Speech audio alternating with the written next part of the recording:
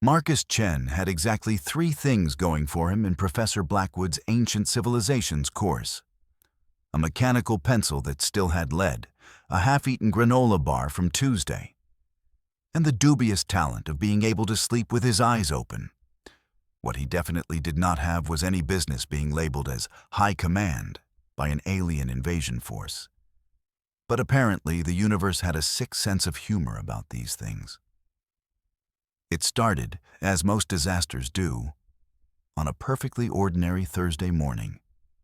Marcus was doing what any self-respecting college sophomore does during a mind-numbing lecture about dead civilizations. He was creating his own dead civilization through the ancient art of margin doodling. While Professor Blackwood droned on about Mesopotamian cuneiform, Marcus was busy designing what he generously called battle formations, but what any reasonable person would recognize as geometric doodles with stick figures holding pointy objects. The thing about Marcus was that he had this weird quirk. While other students took notes in English like normal human beings, Marcus had developed his own little writing system over the years. It wasn't anything fancy, just a collection of symbols and squiggles that made sense to him. He'd been doing it since middle school when he got bored in math class and started turning numbers into little pictograms. By now, it was second nature.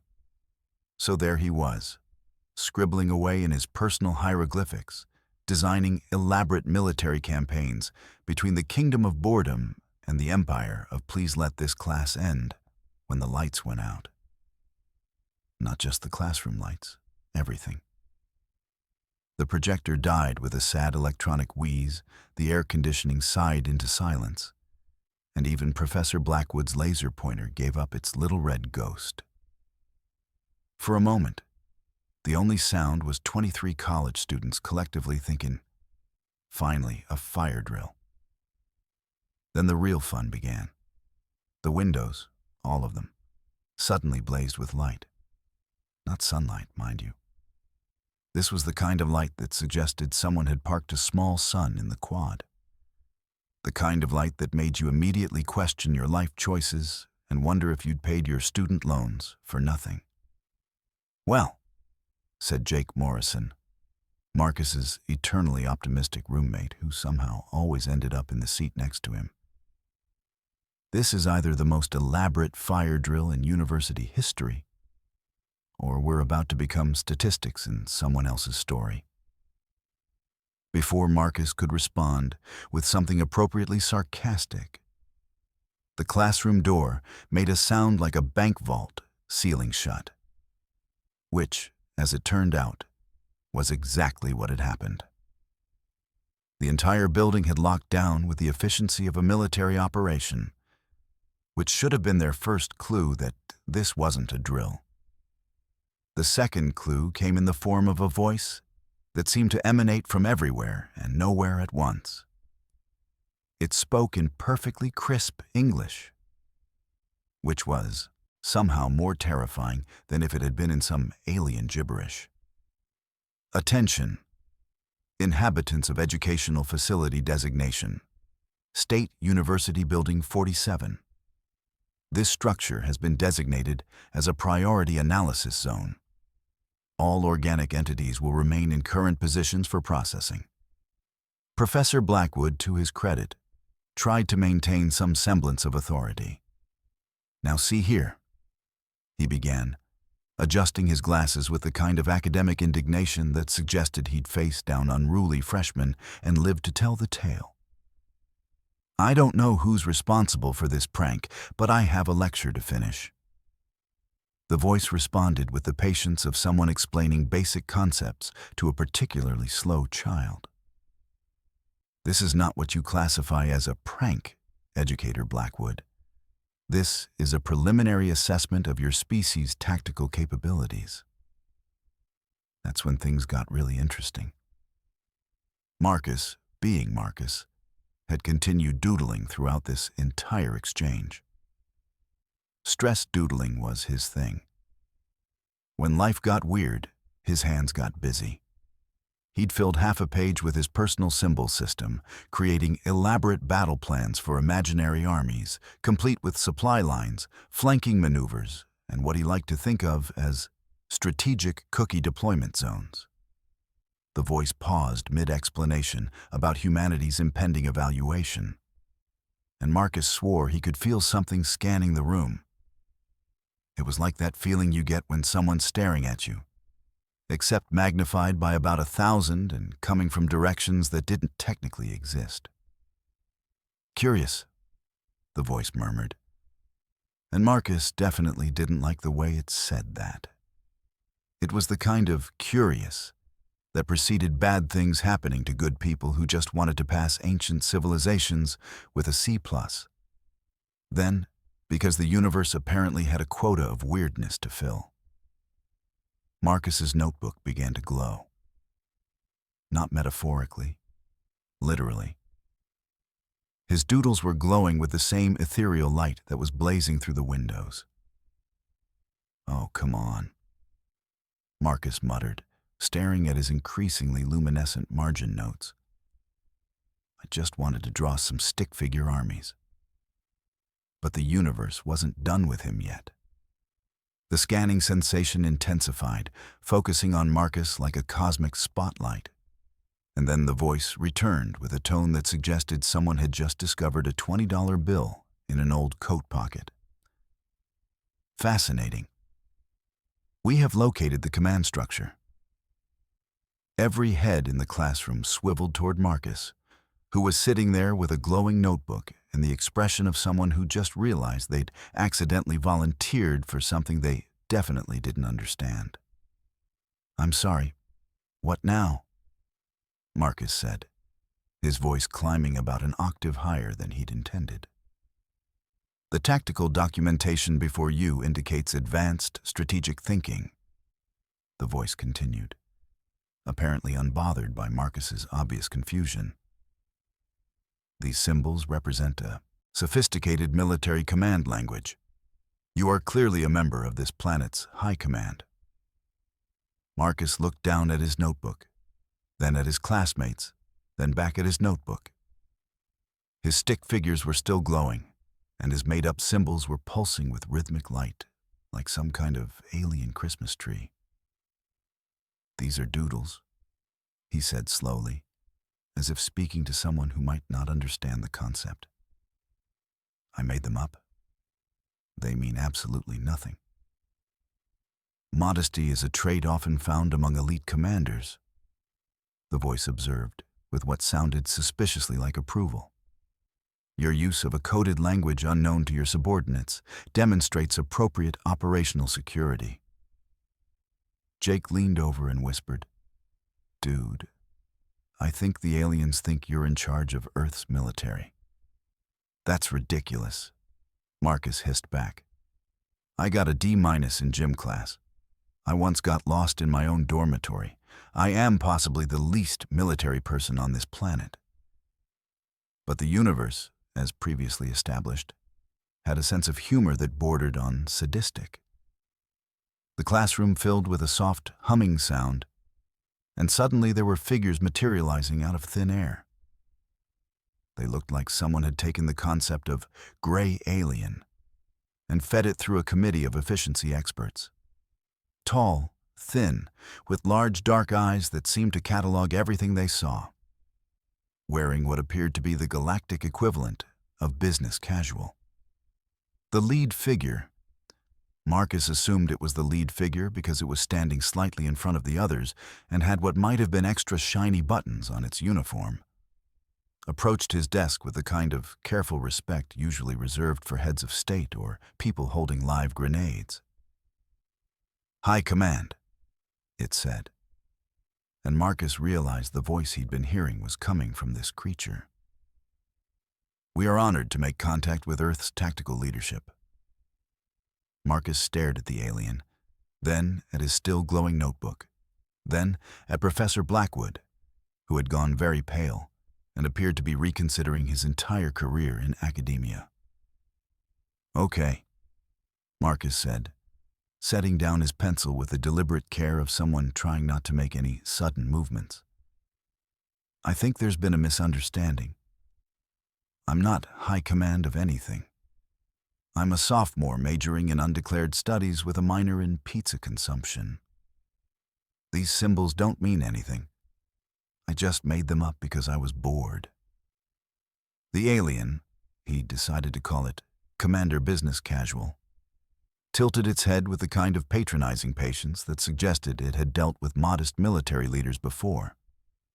Your tactical notations suggest otherwise, it said, gesturing toward the notebook.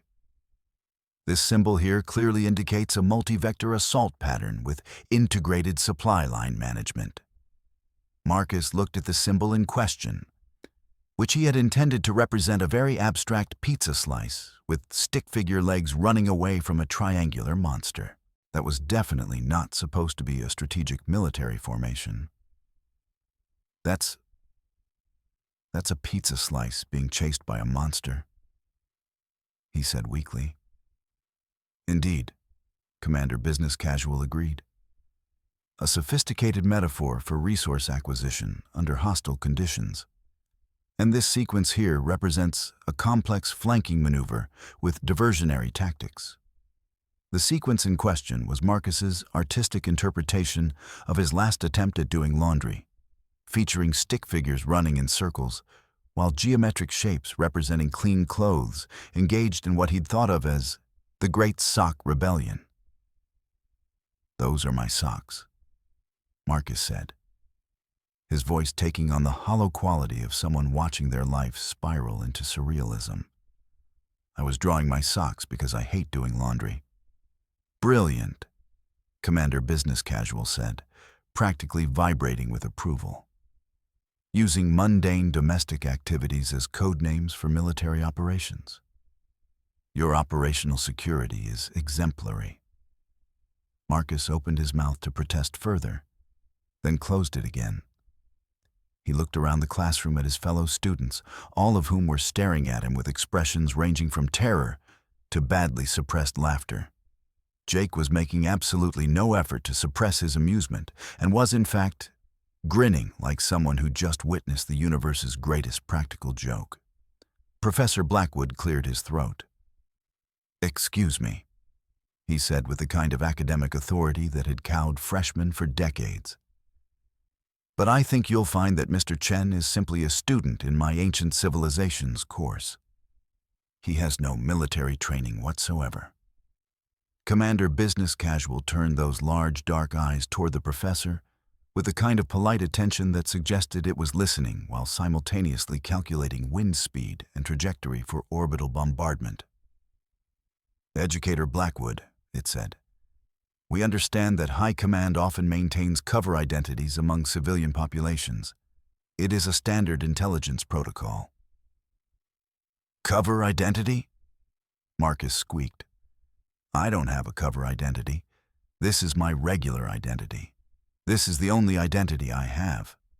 I am exactly as boring as I appear to be." But Commander Business Casual was already moving on, apparently convinced that Marcus was some kind of strategic genius, playing an elaborate deep cover game. It began pointing to other symbols in his notebook, each misinterpretation more wildly off base than the last. "This tactical formation suggests you've planned for engagement in multiple environmental conditions," it said, indicating what Marcus recognized as his attempt to draw his family's cat, Mr. Whiskers, wearing a tiny hat. "That's my cat," Marcus said. But his voice had taken on the defeated tone of someone who'd realized they were arguing with the tide. "Excellent code name for your rapid response team," Commander Business Casual agreed enthusiastically. The situation continued to deteriorate from there. Every doodle, every random symbol, every absent-minded squiggle was interpreted as evidence of Marcus's tactical brilliance. His drawing of a hamburger became a resource distribution network. His stick figure representation of his roommate Jake doing jumping jacks was labeled as personnel fitness optimization protocols. When Commander Business Casual reached the section where Marcus had been experimenting with making his own writing system, turning letters into little pictographic symbols because he was bored. The alien practically glowed with reverence. A completely original command language. It breathed, or made whatever sound counted as breathing for its species. Unprecedented. We must document this immediately for the High Council. The High Council? Marcus asked. Then immediately regretted it because he was pretty sure he didn't want to know. The governing body that will determine your planet's classification, Commander Business Casual explained helpfully. Based on your tactical sophistication, Earth will likely be designated as a peer military power rather than a primitive civilization. This is excellent news for your species' long-term survival prospects. Marcus felt a cold dread settling in his stomach that had nothing to do with the questionable dining hall burrito he'd eaten for lunch. What exactly does that mean for long-term survival prospects? He asked, though he was pretty sure he didn't want to know this either. Peer military powers are recruited as allies rather than managed as protectorates, Commander Business Casual said, with the cheerful tone of someone delivering what they thought was good news. Your planet will be expected to contribute tactical expertise and military resources to the Galactic Defense Initiative. Galactic Defense Initiative, Marcus repeated faintly. The ongoing war against the void entities, Commander Business Casual clarified. A multi-dimensional conflict requiring sophisticated strategic thinking and innovative tactical approaches. Your command language suggests Earth possesses exactly the kind of creative military intelligence we've been seeking. Marcus looked around the classroom again. His fellow students looked like they were watching a tennis match between reality and complete insanity. Professor Blackwood had given up all pretense of academic authority and was simply standing there with his mouth slightly open, like someone trying to catch flies. Jake raised his hand, like they were still in a normal classroom situation. Excuse me, Mr. Alien, sir, he said politely, but I think there might be a slight problem with your analysis. Commander Business Casual turned its attention to Jake with the kind of patient interest that suggested it was always willing to hear input from subordinate personnel.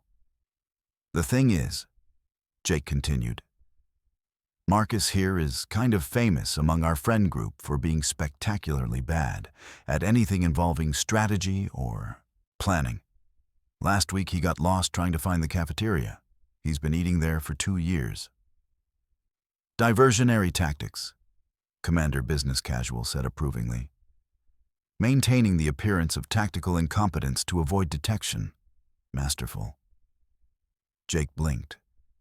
No, seriously, he's just really bad with directions. And last month he tried to organize a study group and somehow scheduled it for 3 different times on 2 different days in a building that doesn't exist. Sophisticated misdirection protocols, the alien confirmed with growing admiration. Creating confusion among potential surveillance operatives while establishing secure communication networks. That wasn't misdirection, Jake protested. That was just Marcus being Marcus. He once tried to microwave a sandwich that was still wrapped in aluminum foil. Advanced materials testing, Commander Business Casual concluded triumphantly. Marcus put his head in his hands. I'm doomed, he muttered into his palms. I'm going to be responsible for getting humanity recruited into an intergalactic war, because I can't sit through a lecture without doodling. But Commander Business Casual was still examining his notebook with the kind of reverent attention usually reserved for religious artifacts or really good pizza. This tactical innovation alone, it said, pointing to what Marcus knew was his attempt to draw a flowchart of his morning routine, suggests a level of strategic thinking that could revolutionize multidimensional warfare. The flowchart in question began with "Wake up," included several decision points about whether to skip breakfast, and ended with Try not to be late for class. It was possibly the least military document ever created by human hands. That's my morning routine, Marcus said desperately. It's not a tactical innovation. It's a barely functional attempt to remember to brush my teeth. Biological maintenance protocols integrated into operational planning. Commander Business Casual mused. Ensuring peak physical condition for command personnel. Revolutionary.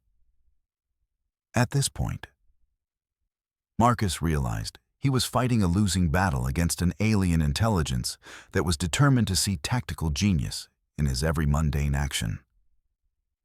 It was like trying to convince someone that a cloud shaped like a bunny was just a cloud. Once they decided it was a bunny, no amount of pointing out its obvious cloudness would change their mind. The situation reached peak absurdity when Commander Business Casual announced that Marcus would need to accompany them to their command ship for a full tactical briefing. "Oh no," Marcus said quickly. No. I'm not getting on any spaceship. I get motion sickness on elevators." "Modest concern for operational security," Commander Business Casual interpreted. "Ensuring the command vessel's location remains classified." "I'm not being modest about operational security," Marcus protested. "I'm being honest about my complete lack of qualifications for whatever you think I'm qualified for." But his protests were falling on alien ears that had apparently evolved to filter out anything that didn't support their preconceived notions about his tactical brilliance. The other aliens, he'd started thinking of them as the Business Casual Brigade, began setting up what looked suspiciously like a portable command center right there in the classroom. Holographic displays flickered to life, showing what appeared to be star charts, troop movements, and tactical assessments that made Marcus's head hurt just looking at them. "High Command," Commander Business Casual said, gesturing toward the displays with obvious pride. "We present the current strategic situation for your analysis." Marcus stared at the incomprehensible swirl of lights, symbols, and moving indicators that apparently represented an intergalactic war involving entities that existed in multiple dimensions simultaneously. "I don't understand any of this," he said honestly. "Of course not," Commander Business Casual agreed. "The situation is far too complex for preliminary briefing materials. You'll need access to our full tactical databases and strategic planning networks." "No. I literally don't understand any of this," Marcus clarified. "I don't know what those symbols mean. I don't know what those moving lights represent, and I have absolutely no idea how to analyze whatever I'm supposed to be analyzing." "Standard operational security response," the alien said approvingly. "Requesting proper authentication before accessing classified materials." Marcus felt his last grip on sanity slipping away like soap in a shower. "This isn't operational security," he said, his voice taking on the slightly hysterical edge of someone who just realized they were living in a cosmic comedy routine. "This is me telling you that I am completely, utterly, and spectacularly unqualified for whatever job you think I'm qualified for." Commander Business Casual paused in its enthusiastic display of tactical readouts and fixed those large dark eyes on Marcus with something that might have been concern. "High Command," it said carefully. "Are you experiencing psychological stress from the burden of command responsibility?" "Yes," Marcus said, probably louder than necessary. "Yes, I am experiencing psychological stress. But not from command responsibility. From the fact that you think I have command responsibility when the most complex strategic decision I've made this week was choosing between Lucky Charms and Cheerios for breakfast." "Nutritional strategic planning," Commander Business Casual murmured, making what appeared to be notes on some kind of holographic clipboard. "Maintaining optimal cognitive function through careful dietary selection."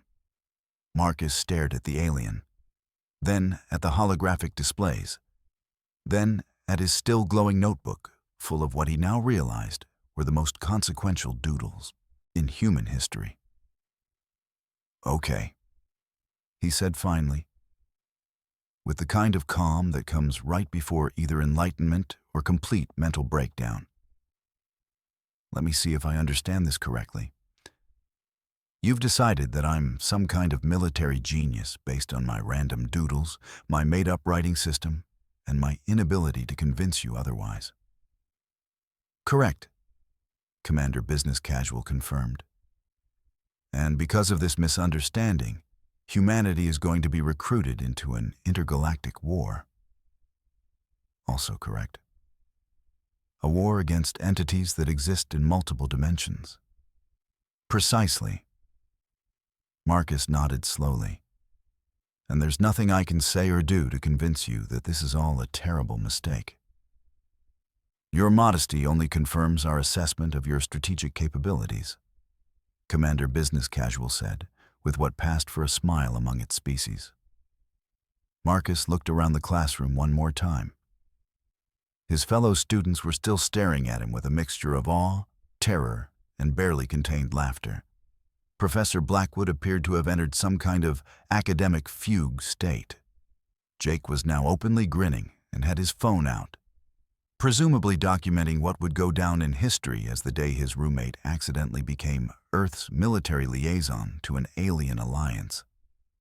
"Well," Marcus said, picking up his mechanical pencil with the kind of resignation usually reserved for tax season or family reunions, "I guess I better start learning what these symbols actually mean."